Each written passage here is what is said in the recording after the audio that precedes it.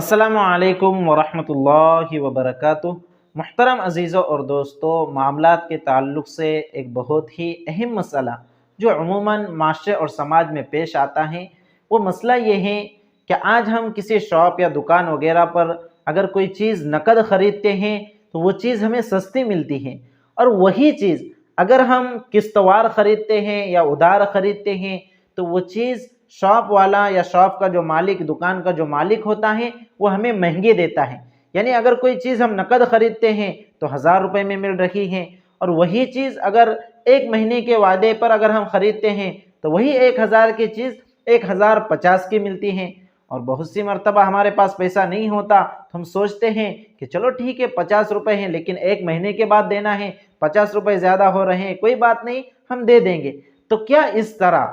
نقد معاملہ کرنے کی صورت میں الگ قیمت اور ادھار معاملہ کرنے کی صورت میں زیادہ قیمت وصول کرنا جائز ہے؟ تو اس کو سمجھتے ہیں۔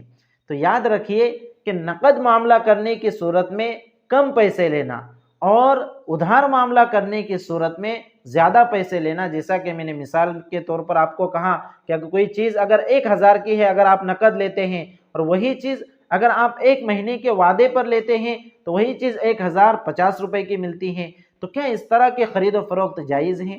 تو یاد رکھیے کہ نقد کی صورت میں ایک قیمت اور ادھار کی صورت میں دوسری قیمت یعنی زائد قیمت وصول کرنا جائز ہے، اس میں کوئی حرج نہیں ہے، اس میں کوئی گناہ نہیں ہے۔ لیکن یہاں پر ایک بات ذہن میں رکھیے کہ جب معاملہ کیا جا رہا ہو، جب خرید و فروخت کی جا رہی ہو، اسی وقت یہ بات متعین ہو جانی چاہیے کہ یہ چیز نقد بیچی جا رہی ہے یا ادھار بیچی جا رہی ہے، یعنی بیچ میں معلق نہ رکھے، جیسے چیز دے دی کہ بھائی دیکھ تو نقد لا کر دیں گا تو اتنے میں تجھے دے دوں گا، اور اگر ادھار لا کر دیں گا تو پھر اتنے میں دے دوں گا۔ اس طرح سے نہیں ہونا چاہیے، بلکہ جب آپ معاملہ کر رہے ہیں اسی وقت آپ طے کر لیں کہ آپ کو نقد لینا ہے یا ادھار لینا ہے، اور جب اگر آپ نے طے کر لیا کہ آپ کو ادھار لینا ہے تو وہاں پر اس بات کا بھی خیال رکھیں کہ ادھار کی جو مدت ہے اس مدت کو بھی متعین کر دیں، یعنی کتنے مہینے کے وعدے پر آپ لے رہے ہیں، کتنے مہینے کے بعد آپ اس کی ادھاری چکاؤں گے، کتنے مہینے کے بعد اس کی قیمت ادا کرو گے، اس بات کو بھی طے کر لیں۔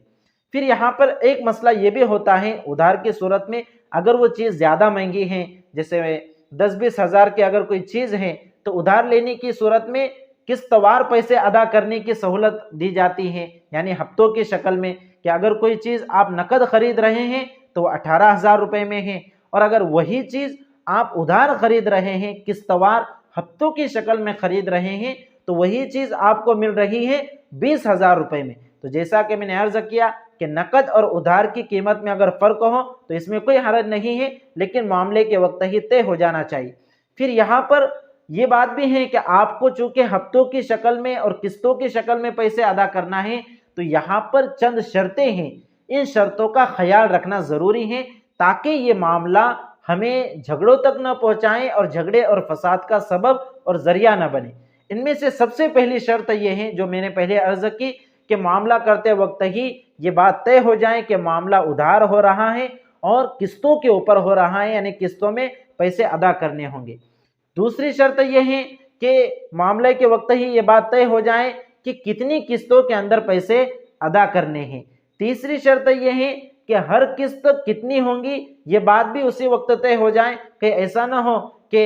معاملے کے وقت کہا تھا کہ 2000 کی قسط ہوں گی اور بعد میں بدل گیا کہ نہیں، وہ بات صرف شروع کی 5 قسطوں کی تھی، بعد کی 5 قسطیں آپ کو 2000 سے زیادہ دینا پڑیں گے، 2100 دینا پڑیں گے یا 2200 دینا پڑیں گے، ایسا بھی ہو جاتا ہے۔ اس لیے معاملے کے وقت ان ساری باتوں کو واضح طور پر بالکل صاف کر دیا جائے کہ معاملہ ادھار ہے یا نقد، قسطوں پر ہو رہا ہے یا صرف ایک ہی مشت میں پیسے آپ کو ادا کرنا ہے۔ اگر قسطوں پر ہو رہا ہے تو کل کتنی قسطیں ہیں، کتنے ہفتے ہوں گے، اور ہر قسط یعنی ہر ہفتہ کتنے روپے اور کتنے پیسوں کو ہوگا۔ اور ایک بہت ہی اہم شرط وہ یہ ہے کہ قسط وار پیسے ادا کرنے میں اگر کبھی تاخیر ہو جائے، کبھی لیٹ ہو جائے، بعض مرتبہ ایسا ہوتا ہے کہ ہفتے کی تاریخ آ جاتی ہے، قسط ادا کرنے کی تاریخ آ جاتی ہے لیکن پیسے نہیں ہوتے، تو 1-2 دن لیٹ ہو جاتا ہے، تاخیر ہو جاتی ہے، تو تاخیر کی صورت میں زائد پیسے وصول نہ کیے جائے، تاخیر کی صورت میں پینلٹی کے طور پر زائد رقم وصول نہ کی جائے۔ اگر ان ساری شرطوں کا اگر خیال رکھتے ہیں تو پھر قسطوں میں ادھار لینا بھی جائز ہے، قسطوں میں کوئی چیز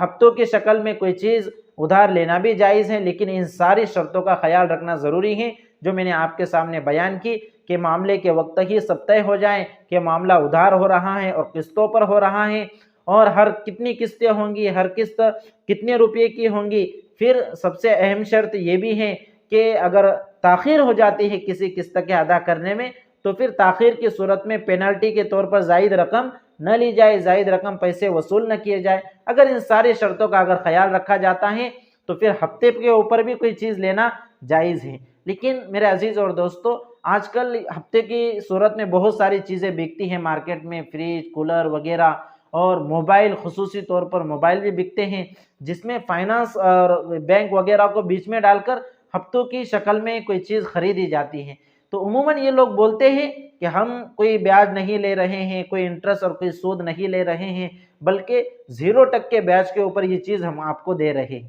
تب آپ سوچیے کہ آخر کیا وجہ ہے کہ یہ لوگ ہمیں 0% کے اوپر 20 یا 30 ہزار روپے دے رہے ہیں۔ میرے عزیزوں اور دوستو، یہ بولنے کی باتیں ہوتی ہیں، یہ لوگ چارجز کے نام پر اتنے پیسے کاٹتے ہیں کہ سود کا روپیہ اس میں وصول کر لیتے ہیں،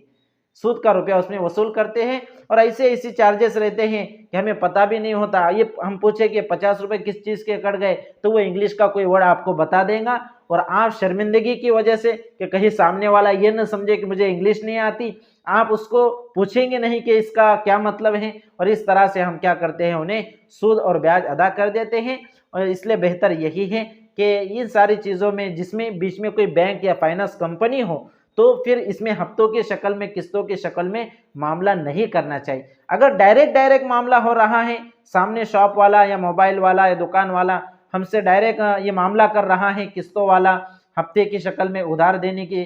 چیز ادھار دینے والا معاملہ، پھر یہاں پر کوئی حرج نہیں ہے، یہاں پر آپ ان ساری شرائط کا خیال رکھتے ہوئے یہ معاملہ کر سکتے ہیں۔ دیکھو میرے عزیز اور دوستو، یہ جو شرطیں ہیں اگر آپ ان کے اوپر غور کریں گے تو آپ کو پتہ چلے گا یہ ساری شرطیں اس لیے طے کی گئی ہیں، شریعت نے اس لیے طے کی ہیں تاکہ بعد میں جھگڑا اور فساد نہ ہو اور ہم مشقت میں نہ پڑ جائے۔ اس لیے ہماری شریعت بڑی ہی اچھی ہے اور ہمارا بڑا خیال رکھتی ہیں، اس لیے ہماری ذمہ داری ہے کہ شریعت کے اصولوں کو، شریعت کے قوانین کو ہم فالو کریں اور اس پر عمل کریں۔ اللہ رب العزت سے دعا ہے کہ اللہ رب العزت ہمیں سمجھ کر شریعت مطہرہ پر عمل کی توفیق مرحمت فرمائے۔ والسلام علیکم ورحمۃ اللہ وبرکاتہ۔